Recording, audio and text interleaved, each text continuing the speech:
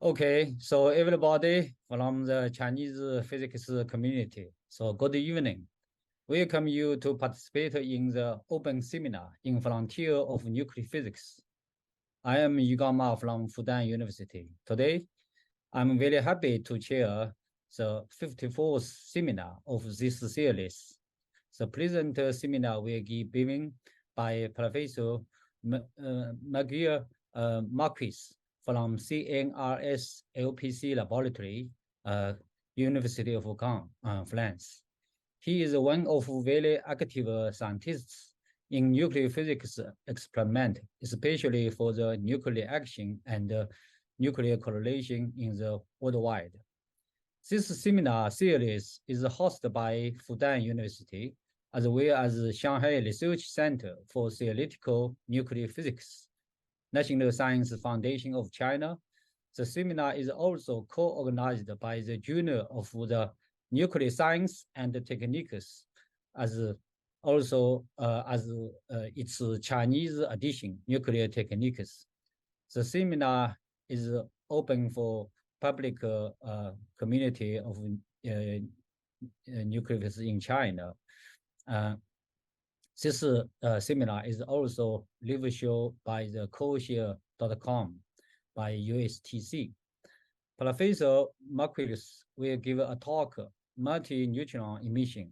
So I think this topic is really timely and interesting, since there are a lot of new progress on this multi-nuclear correlation. Before the talk, I would like to make a brief introduction to Professor Marqués. Professor Marqués is CNRS senior scientist at LPC Caen, France. In 1994, he got a PhD on boson instant correlation between hard photon from the Garnier, Caen, and IFIC, Valencia. From 1995, he is a member of the exotic nuclear group at LPC, involved in the study of the correlation and the research on new phenomena in very neutron-rich light nuclei at Garnier. With the explosion of the new techniques such as neutron interferometry, proton radioactive capture, beta delay neutron emission, observation of the multi-neutron resonance, or the detection of the neutron clusters. From the 2012, he performed the experimental program using the very intense and very neutron-rich leaking beams. Some examples are the study of the oxygen-28 and the hydrogen-7. The explosion of new phenomena like ephemeral state in the barium-19 and di-neutron emission in barium-16. The measurements of the very large scattering lengths like the barium-neutron 1 and the construction of the second half of the nuclear neutron L for the next generation experiments. So he will give a talk for the multi-neutron this evening, and let's welcome Professor Marqués. So, Marqués. Thank you very much, Professor Ma. Recording in progress. So thank you for your kind invitation, and so I hope that in the near future I will be able to visit physically your university. But just today, let me show you some overview of the research we do on multineutrons. So you see that I added a word on the title. So detection of multineutron emission. And so the physics case is the multineutron systems. So this is the main subject I will talk about. And then there are two keywords here in this title, in this final title. One of them is emission, and you will see why. why are we interested in the emission of multineutrons? And the other one I added at the last moment is detection, because I will talk about the detection of this phenomenon and not about the theory.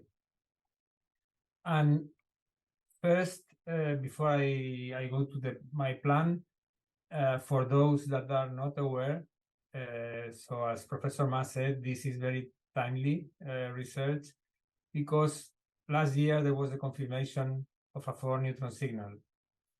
And the first observation of this four-neutron signal was at Ganil by our team in 2002, where we saw that in the breakup of beryllium-14, some events were consistent with, so this here is the proton recoil in our neutron detectors compared to the neutron energy.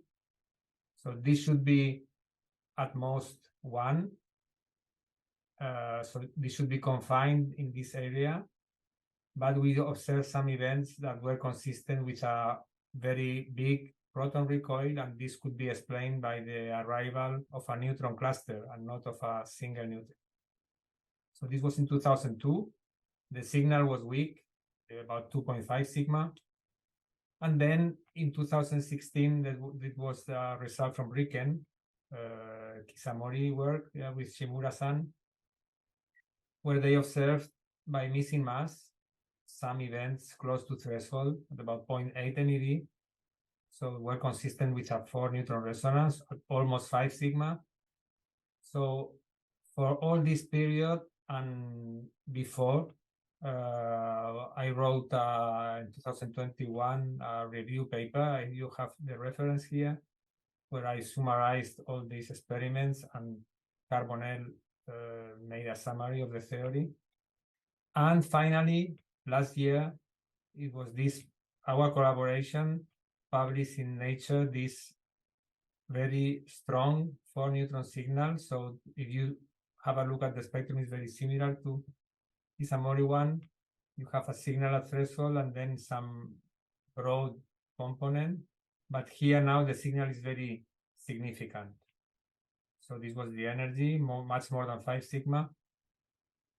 And the problem, if we can call it a problem, is that these experiments were done by missing mass. So here you have the four-neutron energy, but the neutrons are not measured. So they reconstruct, so you have something like this. You have charged particles, you have neutrons, and then you reconstruct the neutron as a single object from the mirror image, so by energy and momentum conservation. So what you get is an average, a global view of the neutrons that you don't detect. And what you see here is that the energy is about 2.5 MeV. And this year, Lazauskas and collaborators published an alternative explanation to this signal here. So instead of a four-neutron resonance, they said that this could be just the reflection of dineutron correlations in the wave function of helium-8, which is the beam nucleus. So, but of course, in order to see, do we have a four-neutron resonance, or do we have just the manifestation of a structure in the beam that we use? For this, we need to measure the correlations, and so it means that we need to measure the neutrons. So this is what I will talk to you about, the interest in measuring the neutrons. And another issue is that, as Lazauskas suggests here, he suggests that signals that we see may be the result of the probe that we use and not on the properties of the system. So this is why I will concentrate on the emission of multineutrons and not on the reaction to build these systems. So now I come to my plan. I will show 3 examples. The first one, so I said a spontaneous emission of multineutrons, so it is emission. So we are going to form a system, and we are going to form a system which is unbound. So it will spontaneously emit the neutrons, and we will be free of reaction mechanism. In the first case, it will be the 2-neutron case for beryllium-16. So this is part of the PhD of Belén Monteagudo. And the question that we will ask here is this beryllium-16 decay a two-body decay, as it was claimed some years ago? Do we have really a dineutron decay? And what is the experimental signature of this correlation between two neutrons? Then we will see the 3-neutron case. This part of the PhD of Cyril Lenant, in which we will try to build an excited state of helium-7 that will decay into helium-4 and 3 neutrons. And here we will see if we can detect 3-neutron emission and what would be the signature in this decay of a trineutron. And finally, also part of Cyril's PhD, the 4-neutron case. So in this case, the example will be hydrogen-7 that will decay into hydrogen-3, the triton, and 4 neutrons. And in this case, there will be two questions. First, where is the ground state of hydrogen-7 if we measure the 5 particles? And what would be the signature of a tetraneutron in the decay of hydrogen-7? So these are the three. I hope I will make the 3 examples in a bit less than 1 hour time. And we will start with the 2-neutron case. So beryllium-16. In 2012, there was a claim from the MSU group saying that they had observed dineutron decay for the first time. The idea was try to create a system in which the system is above the 2-neutron separation energy, like oxygen-26 or beryllium-16, and see if, as some people predicted, we can see a two-body decay. So the emission of one single object that decays into 2 neutrons. So this was published, and first observation, a lot of noise of this observation back in 2012, saying dineutron decay. We wrote a comment. If you go to the page, you will see that very far below is a comment saying that the observation could be explained without a dineutron hypothesis, but this was the impact in the media was very strong. So in many places you could read that the dineutron decay had been identified. That was a new type of decay, the emission of a neutron pair, and the neutron pair emitted as a single unit.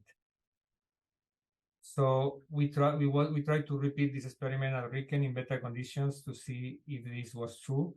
And this, I will use this slide for those that are not familiar with Riken, to show you where we work. So we work in the Samurai area at Riken.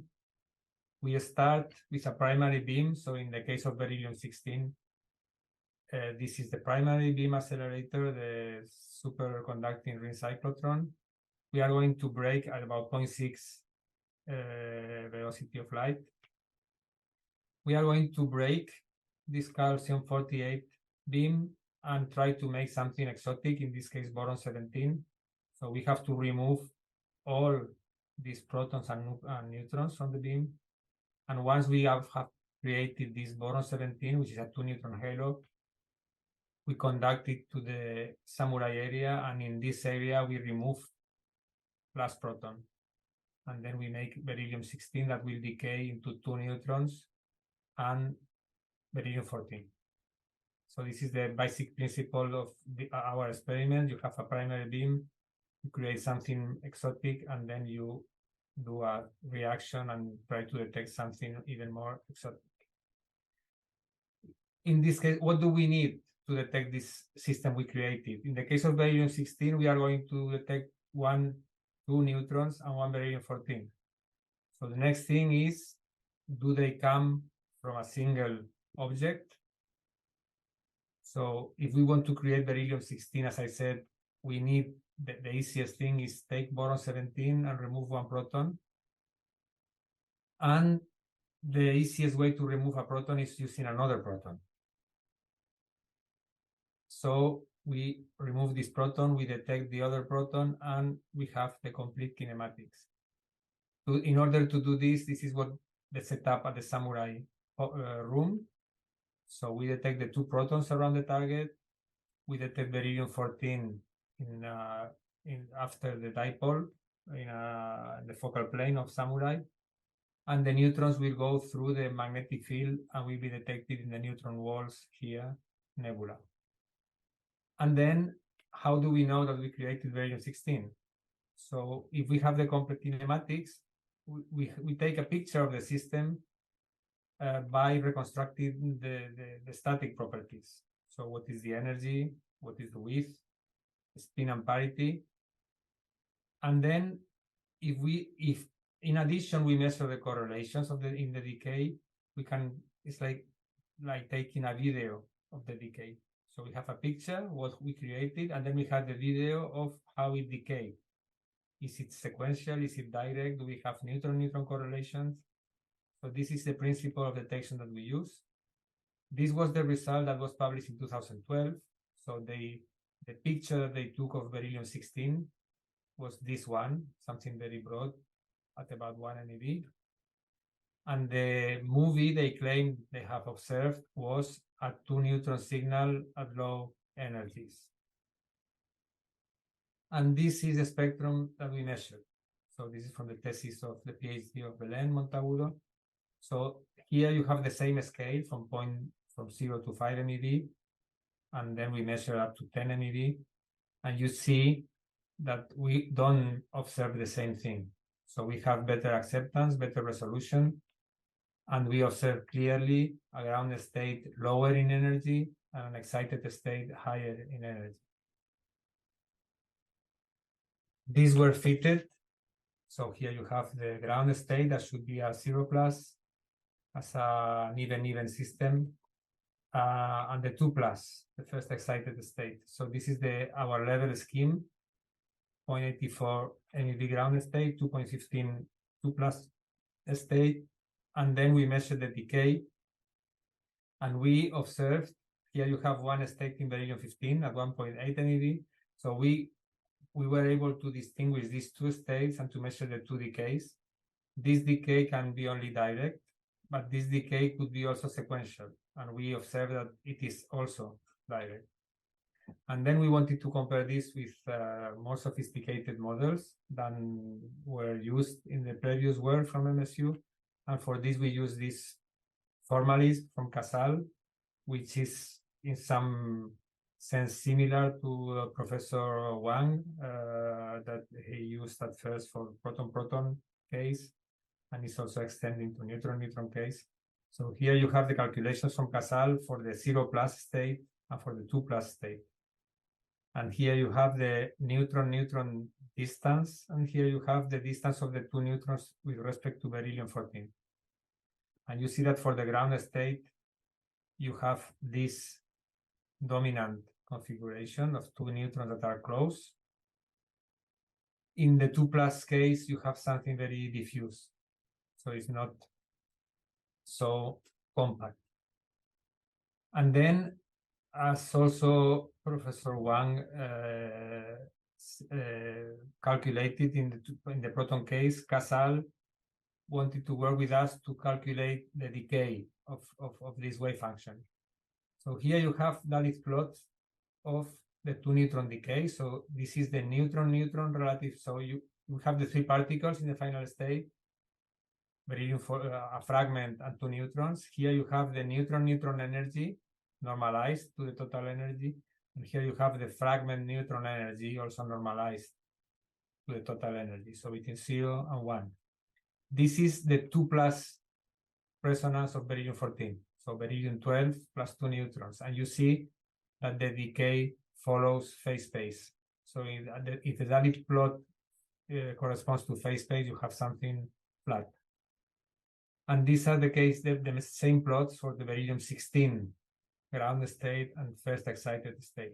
So you see that for both of them, you have at low neutron-neutron energy, you have an increase in the probability for the 0 plus and even more for the 2 plus. And trying to analyze this in a more quantitative way. So here I plot the projections onto the neutron-neutron energy of these 2 states.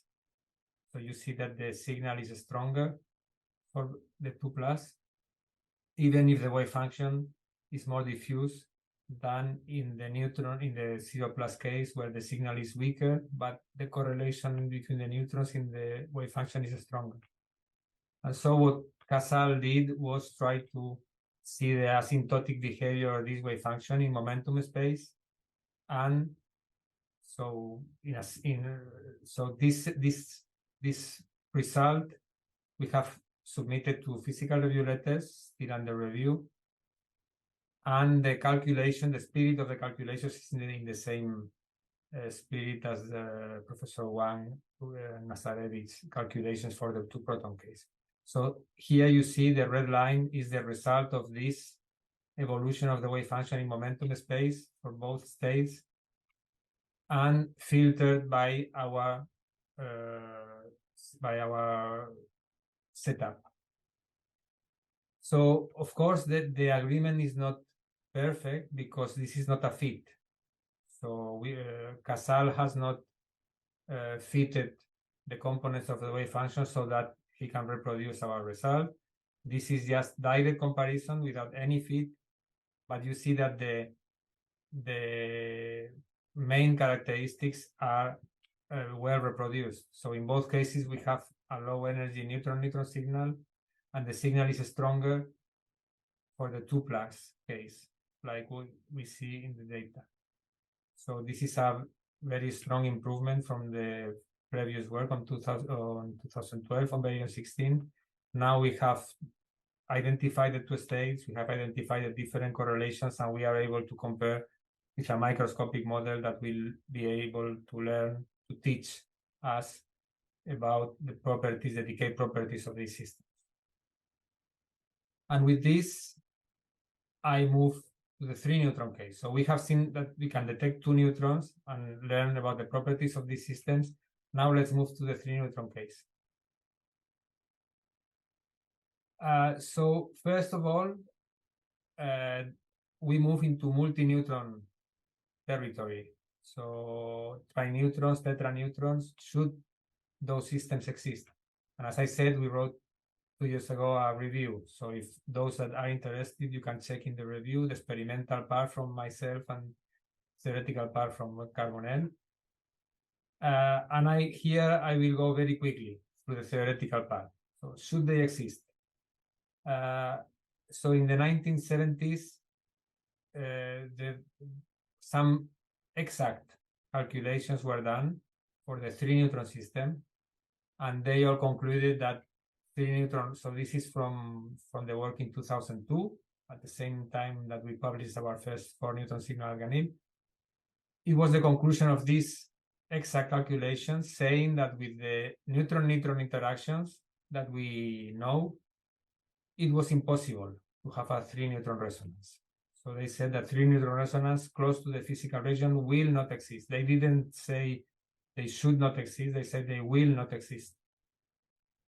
Then in the early 2000s, Lazauskas, Carbonell, and Hiyama-san extended this work to the 4-neutron case, exact calculation of the 4-neutron case with the same conclusion. They concluded that this 4-neutron resonance will not exist. They even added some sophisticated 3-neutron forces with the same conclusion.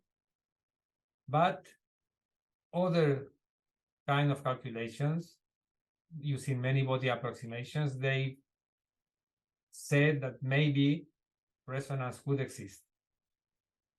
However, in these recent years, 2019, 20, and so on, these authors of the exact calculations have quite demonstrated that the conclusions that many body approximations obtain are due to the method that they use and not to the physics.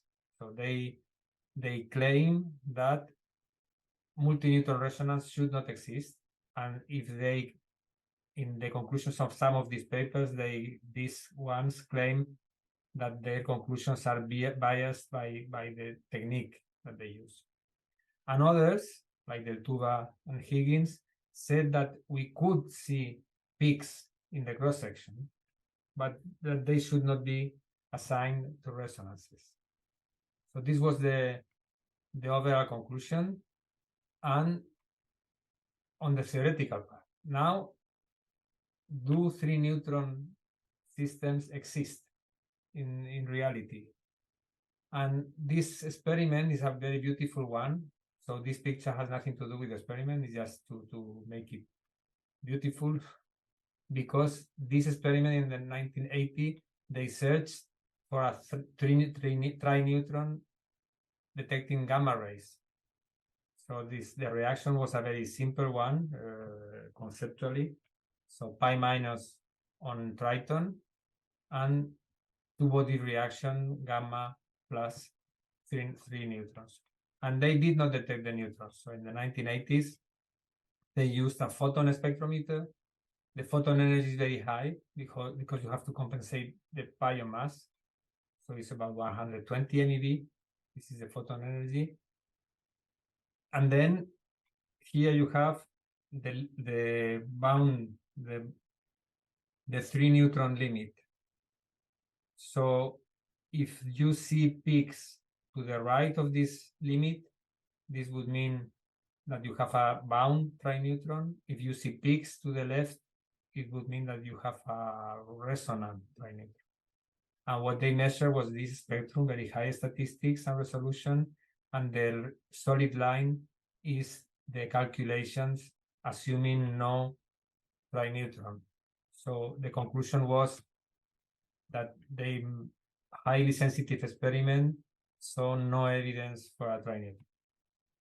So this is the base experimental case. As I said, in almost at the same time, 1980, so in 1979, one of the papers that I quoted of the exact calculations of the 3-neutron case, they said this. So this is from the paper. So they say that the changes in the interaction are so huge that no one should try a very expensive experiment to measure a 3-neutron resonance. So they, as early as 1979, they suggested that people, experimentalists, should not even try to do an experiment to measure a 3-neutron resonance, because it was impossible and it would be a waste of money. So what I will show you here is not an experiment to search for the 3-neutron system. So this was an experiment to search for the 4-neutron system. So technically, we didn't waste our money in a 3-neutron search, because we wasted our money in a 4-neutron search. But in our experiment, we had also a 3-neutron channel as a byproduct. So this is what I will show you now. Here in this table, I have put together the latest 3 tetraneutron experiments at RIKEN. So in 2016, there was Shimura-san repeated his experiment that was published by Kisamori, his 4-neutron signal at RIKEN. He repeated the experiments in better conditions to see if they were able to confirm the weak signal. In 2017, Pascalis and collaborators proposed this technique. So the knockout of one alpha particle inside helium-8 with a proton, so PP alpha. And this is the result that has been published last year in Nature.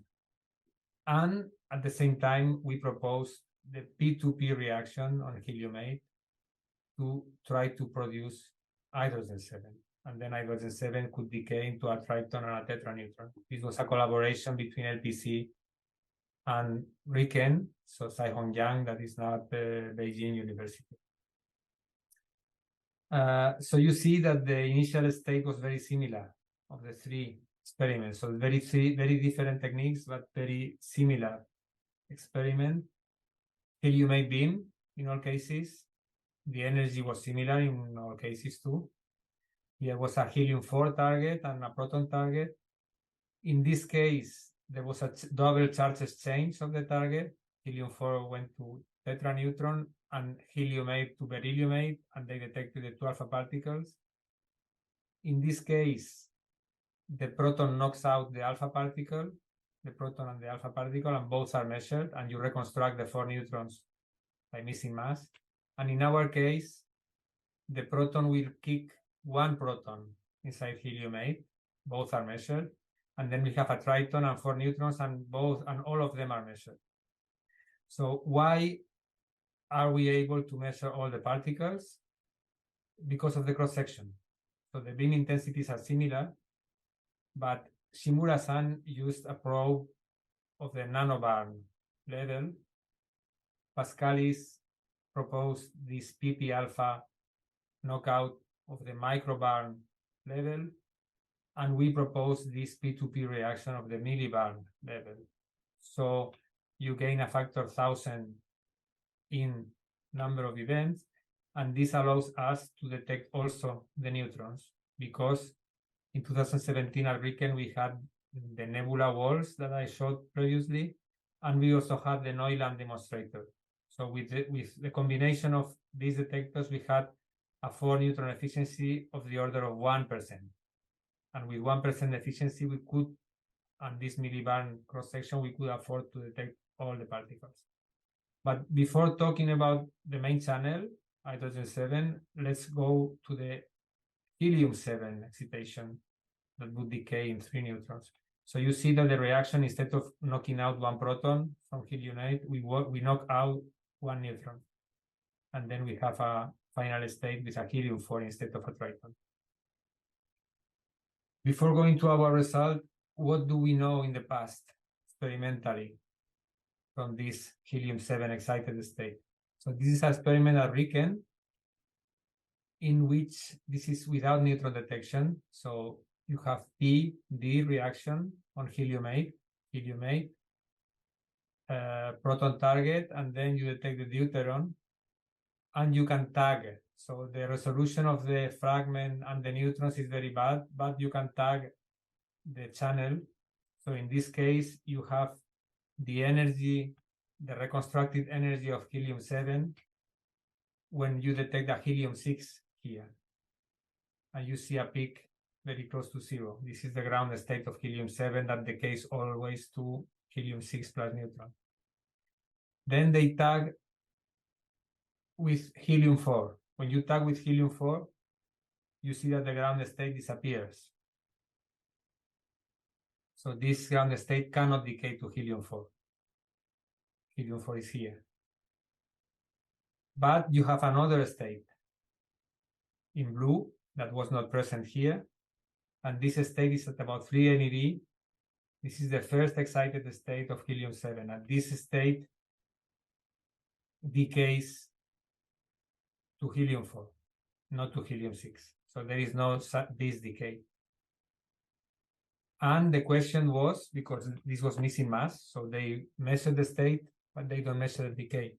The question was, do we end up in helium-4 by direct emission of 3 neutrons, or do we go through the helium-6 2 plus state? So 1 neutron emission here, and then 2 neutron emission here. The interest for us is that if everything is sequential, we cannot form a trineutron. But if some branch is direct, then we can explore the possibility of the emission of a 3-neutron resonance. This is a view. So I have shown you already schemes of the schematic views. This is a picture of the setup. Here you have the beam detectors. Here you have the target detectors. Here you have dipole samurai, the focal plane detectors for the fragment, and the neutron detectors for the neutrons.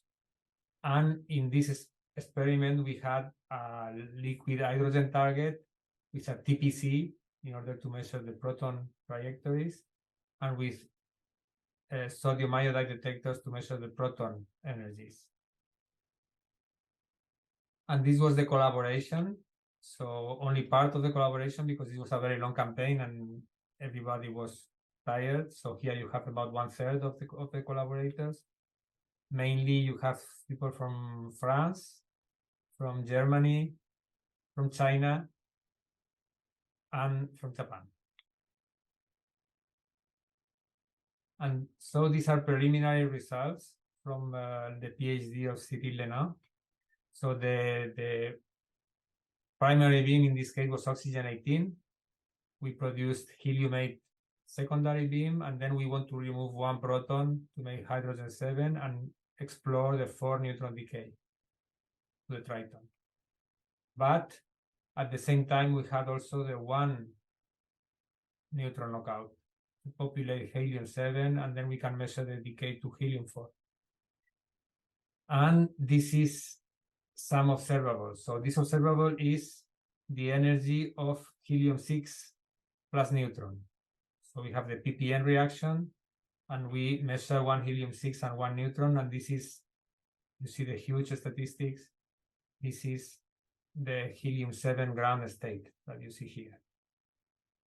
Then we measure helium-4 and 2 neutrons, and this is the helium-6 2 plus resonance that you see here. And then here you have the same helium-6 plus 1 neutron channel.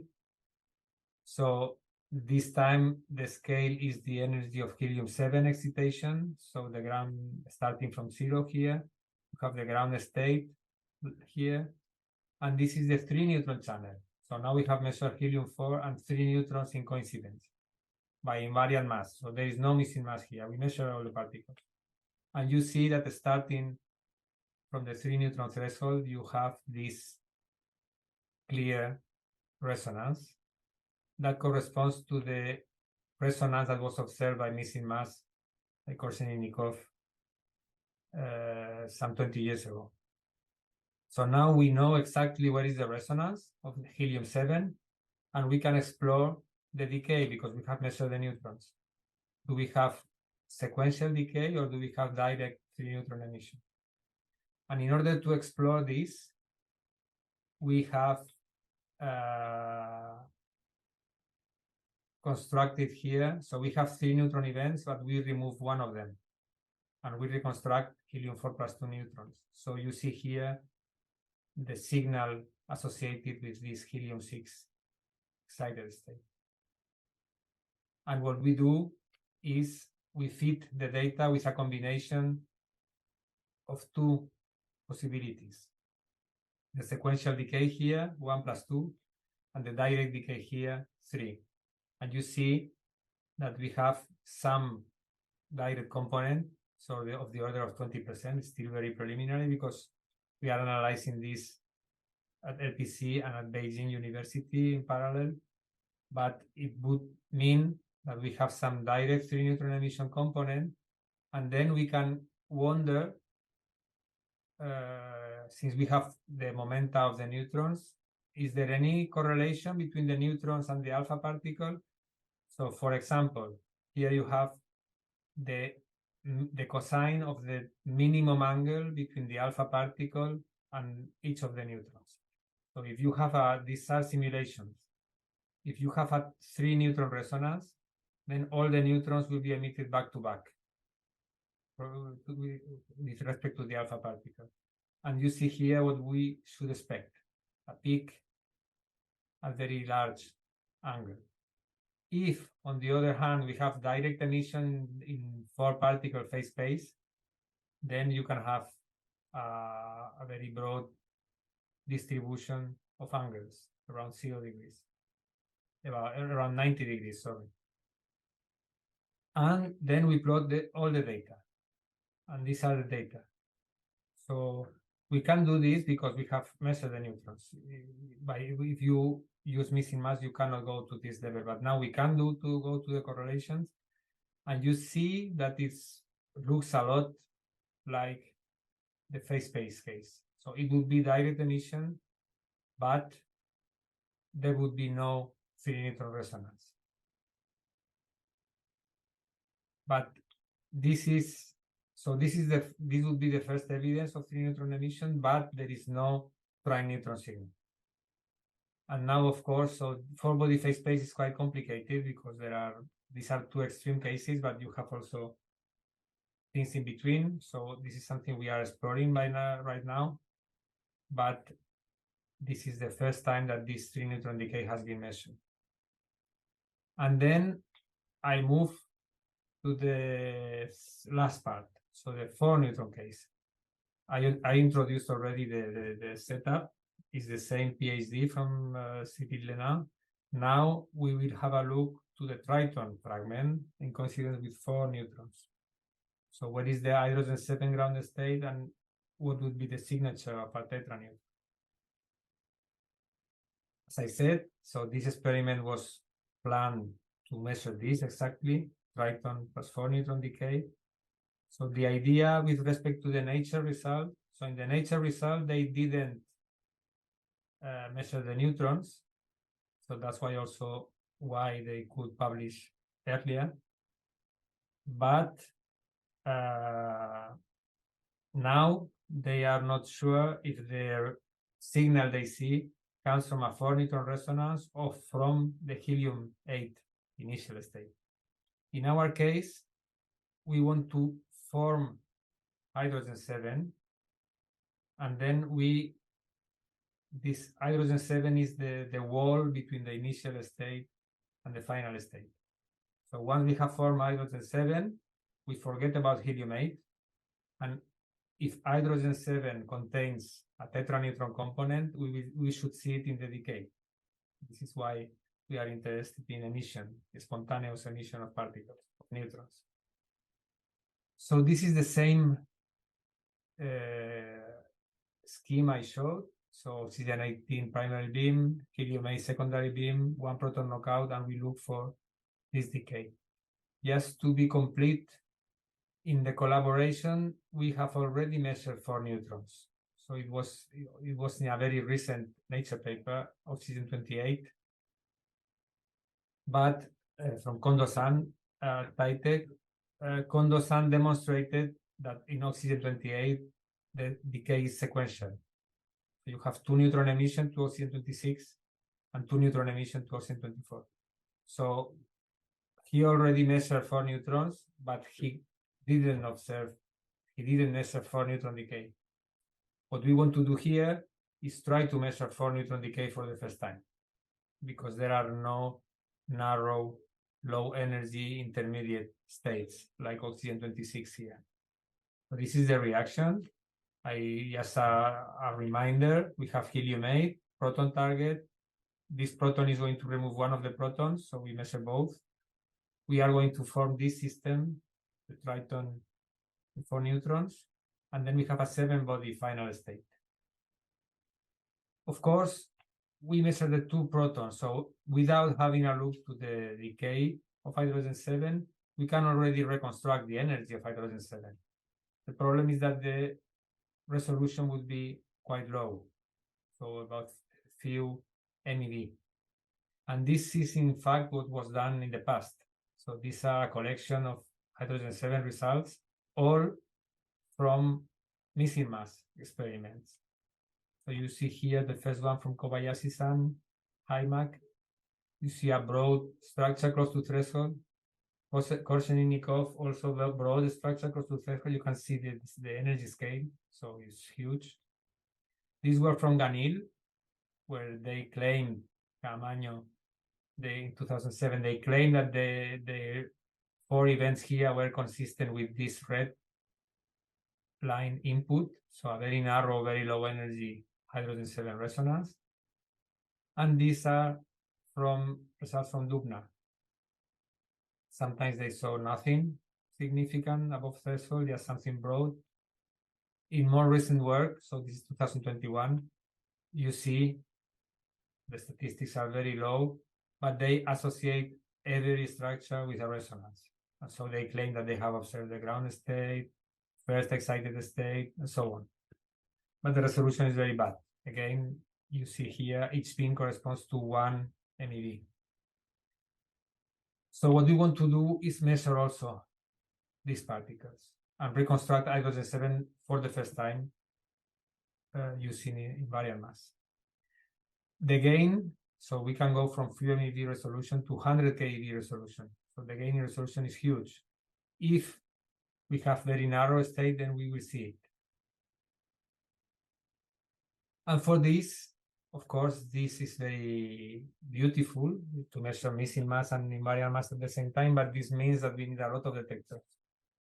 So we need the minus liquid hydrogen target that will help us gain in luminosity. It's a very thick, it's 15 centimeters thick target.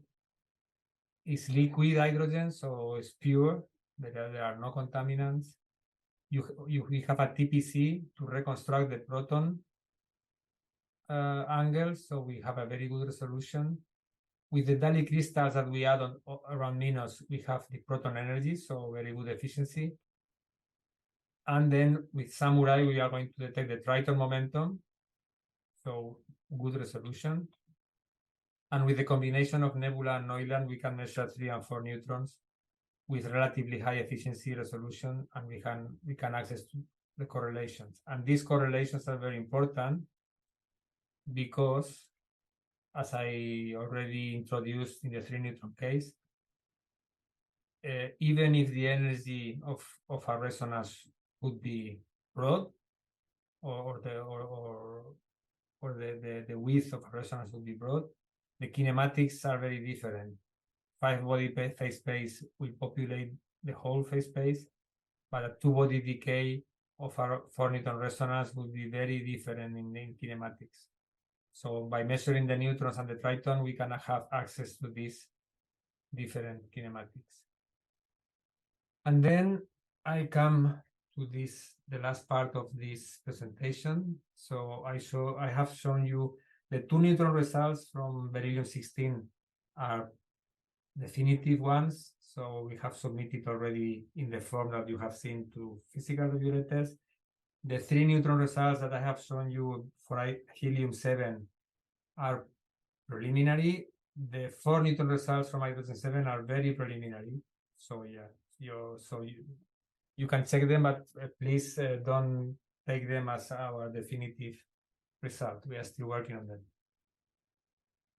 So this is the first time that hydrogen-7 is reconstructed from the 5 decay particles.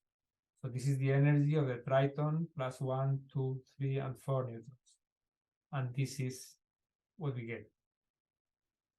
So, of course, we didn't expect this from the previous experiments. Previous experiments were claiming very low energy resonances, very narrow. What we see is something very broad, relatively high energy. Of course, we have some fluctuations here that we are investigating. Do these correspond to resonances or not? Another thing we are investigating is the low energy response of our device. So this spectrum was obtained with a very strong crosstalk filter. So in order to detect 4 neutrons and be sure that these 4 neutrons are real, and we don't have 2 or 3 neutron detection that looks like 4, because some neutrons were detected twice, we have applied a very strong kinematic filter that eliminated events here. But we learned from Kondo-san and his oxygen-28 result that we can do a more sophisticated filter that will accept more events in this area. And this is explained in this NIM paper. So by using a more sophisticated filter that is not so strong at low energies, here you see the tail of the spectrum going to 0. And you see that there are no clear low energy resonance like Ganil claimed in 2007. So for the moment, we don't see very low energy, very narrow resonances. This is a first try.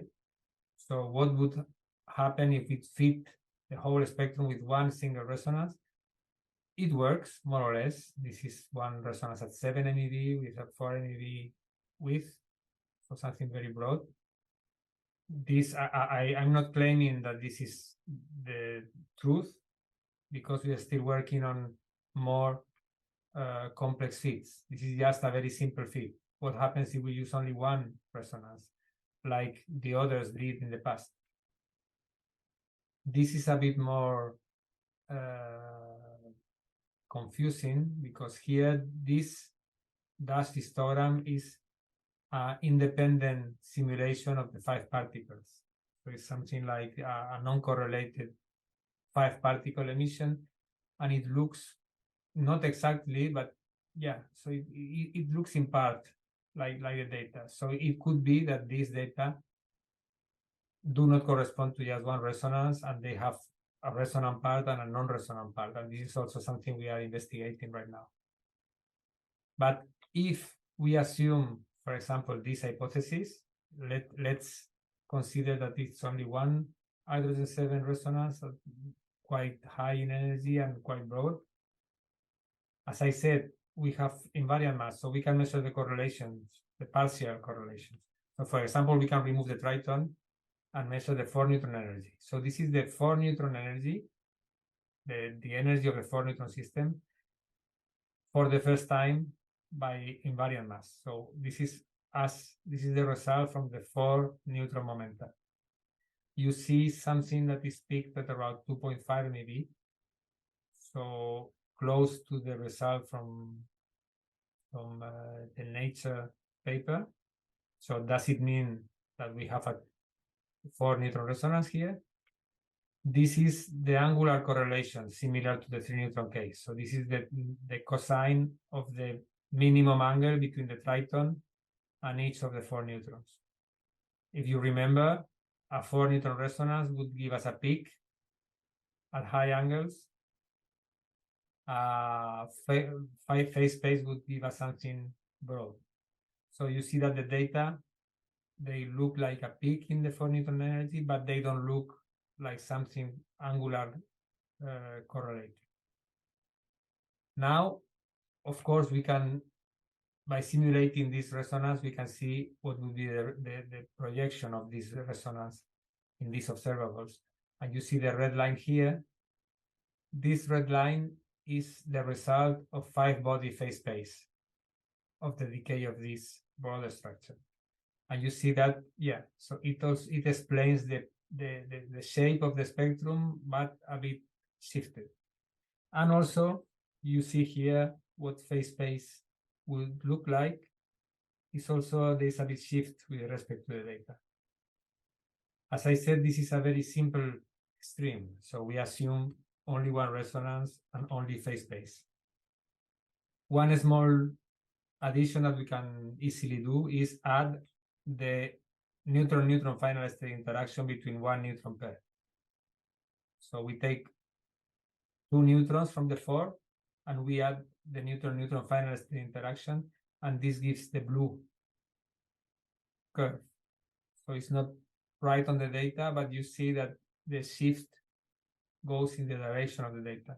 So it could be that we are not measuring pure phase space, but that we have some 2-neutron correlations in the decay of hydrogen-7, and this would explain these two observables at once. So this is something we are still working on.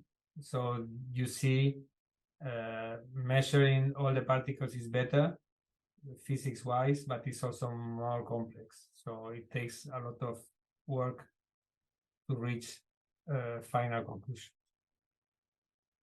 And just before I come to my conclusions, my general conclusions, for those that don't know, in 2022, Hiyama-san with Ratauskas and Carbonell published the first 5-body calculation of hydrogen-7. So this is a calculation of the 5-body problem, trying to find ground state of hydrogen-7.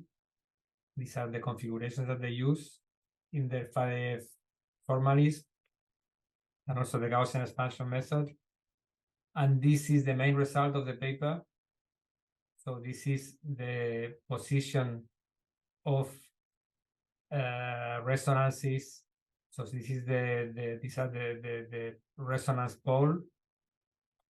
This is the energy the real part of the pole, so the energy of the resonance, and this is the imaginary part, which is related to the width. And they compare here with the previous hydrogen 5 work, in which they found the hydrogen 5 resonance at about 2.5, 2 MeV. And this is what they obtained for hydrogen 7. So with a similar three-body force, they obtained something in the vicinity of 8, 9 MeV and much broader. So this first 5-body calculation would be consistent with a broad high-energy hydrogen 7 resonance, but again, from the theoretical point of view, this is clear. From the experimental point of view, we are still working on it. So I hope I have been able to give you a quick overview of the things that we are doing at RIKEN right now. So it's not only that we detect neutrons. I show you how we make the beams, what are the detectors that we use, but also that by measuring 2, 3, and 4 neutron channels, we are addressing very different physics cases. So in the first case, the Beryllium-16, we have demonstrated that there is no dineutron decay, as it was claimed in the past. And we have seen that with combining these measurements with three-body microscopic models, we can probe the 2-neutron wave function. In the 3-neutron case, we have shown that you can detect the 3-neutron emission, but of course, we have not observed a tri-neutron signal. And in the 4-neutron case, we don't see very clear low energy narrow states in hydrogen 7, but we are still working on the final conclusion. And depending on this, we will try to understand the correlations between the 4 neutrons that we have measured. And with this, I thank you for your attention. Thank you very much for the very nice talk.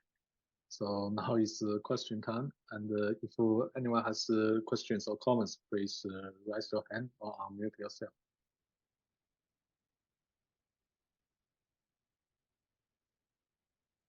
So maybe let me first ask your question.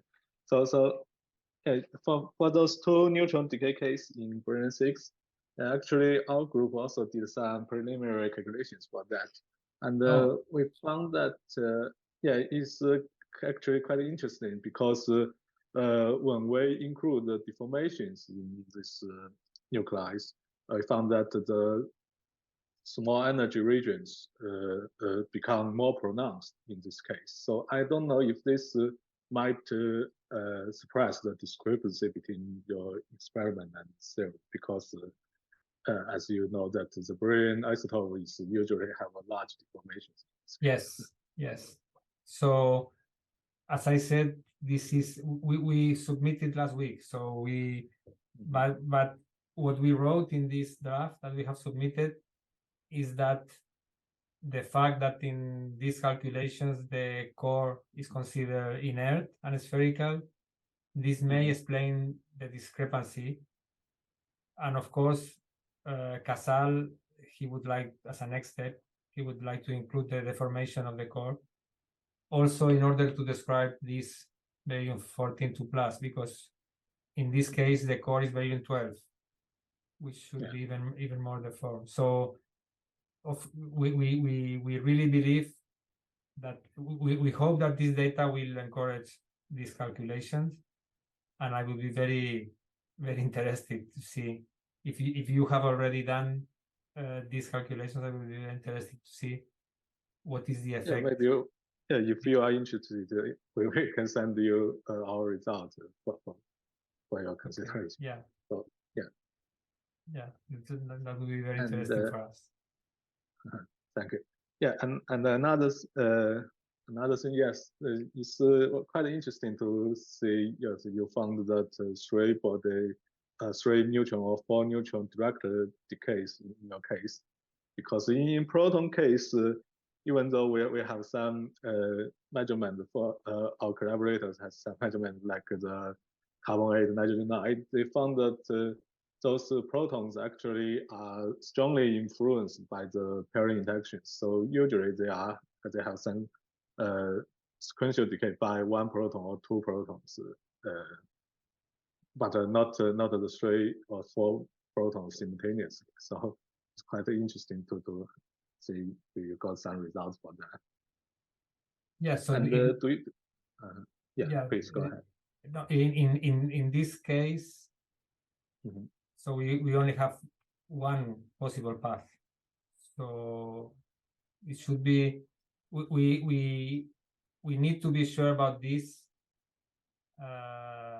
two-component fit, but at least we know that there are only two ingredients because there are no other states in this decay. But yeah, so most of the time when you have 3 particle decays, most of the time is sequential. And we would be very interested to confirm. This is why I said here about 20%, because we are still trying to confirm if this is the case. And it is interesting to say that in this direct decay case, that the operation is quite similar to the phase space. So do you have some comment why those final state interaction has little impact in this case, also in the 4-proton case, for neutron case? Yeah.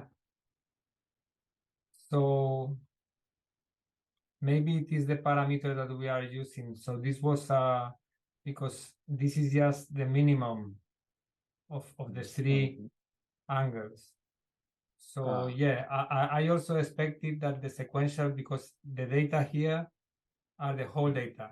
So the whole data are most of the time sequential. Yeah. So I thought that going through helium going through helium 6 excited state would manifest somewhere here, but maybe this is not the best observable to see that.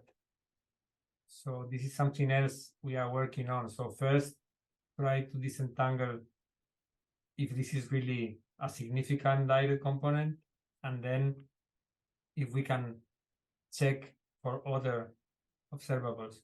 This was the first one that we checked because in our proposal, we said that in the extreme case in which you have a trineutron, you should have a peak here. And so this is easy to explain to the experimental pack. So if you demonstrate that you are able to see such a clear signal, then they think that the experiment should be done. But what we see is that there is no such strong signal. Now we have to go further in the observables that we use to see if we are sensitive to other things that are not related to the trineutron. Yeah, I think this is a quite important way to show whether there is existence for those trineutron or tetraneutron systems by the correlations. So as you mentioned, there is a debate on this tetraneutron signals, whether it is resonance. Right? Yes. So anyone else has questions? I think people are okay. So Chengwu, please go ahead. Hello, Professor Marqués. I have a question regarding the hydrogen-7 issue. Yeah. In your result, it might looks like the hydrogen-7's energy is so high as 7 MeV in your work. So does it mean hydrogen-7 might be a sequential emission mode? Because it looks like a contrast to the published experimental results. Yeah, so in all the other experiments, they don't even think about. So the main difference with oxygen-28 is that the hydrogen isotopes, so 4 and 6, are very broad. Hydrogen-5 has a resonance at about 2 MeV, a bit narrower. So our expectation was that if we had a if we had hydrogen 7 somewhere here, then there would be no intermediate states. So hydrogen 4 and 6 are above 2 MeV. Hydrogen 5 is at about 2 MeV. So if hydrogen 7 was somewhere here, the only decay possible was the direct decay of the 4 neutrons. Now we don't see states here. So this makes us think again about it. So in the proposal, the only thing that we knew was that. And the main result that is quoted in hydrogen 7 is this one. So in the proposal, we said that we were able to see if we confirm this very low energy state, we would be able to measure the 4 neutron decay. But now what we see is something here. And if something is here, of course, you can decay through here, through hydrogen 5, as you said. So we could have here the decay through hydrogen 5. So this is something that we are going to explore, but there are two separate things. So in this slide, if you trace a line in the middle, on the left, you have the object that you have formed. So we have formed hydrogen 7. And we should be able to describe this hydrogen 7 energy independently of the decay mode. So on the left, you have the starting point, what you created. On the right, you have the decay consequences. So what you say about the passage through hydrogen 5, we should explore in this part here. So as Professor Wang said, if we have a sequential decay, 2 neutrons and then 2 other neutrons, we should see what is the manifestation of this decay here in the angular correlation. But at the present point, we are still on the left. So we are trying to see what is the best description of the hydrogen 7. Of course, if you have only one state, it's easier because then you have only one starting point. But if we find that we have several resonances on top of some non-resonant background, then it is much more complex because you have a lot of degrees of freedom in the decay. So maybe if you have a very complex input, we will not be able to see clearly the sequential decay. But if the input is easier, then we may see the manifestation of sequential decay. So this is part of the problem right now. We need to be sure of the input before trying to see the decay observables. Okay, thank you, Professor. So anyone else has a question? I didn't mention, but now there are new experiments that have been proposed to the RIKEN. There is one wanting to measure this and also the decay of helium-8 by invariant-mass. So the next experiments at RIKEN will have the same data quality as this one for other systems, not only hydrogen 7. So the things that we are exploring now I think will be used in the analysis of the next experiments that want to be able to distinguish between the effects of the initial structure and the effects of the possible resonances in the final state.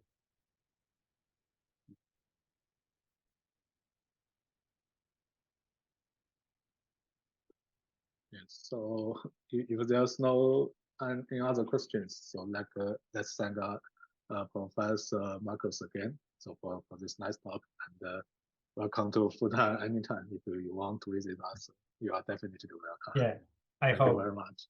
Thank you very much. Okay, so the seminar is over here. See you next time. See you.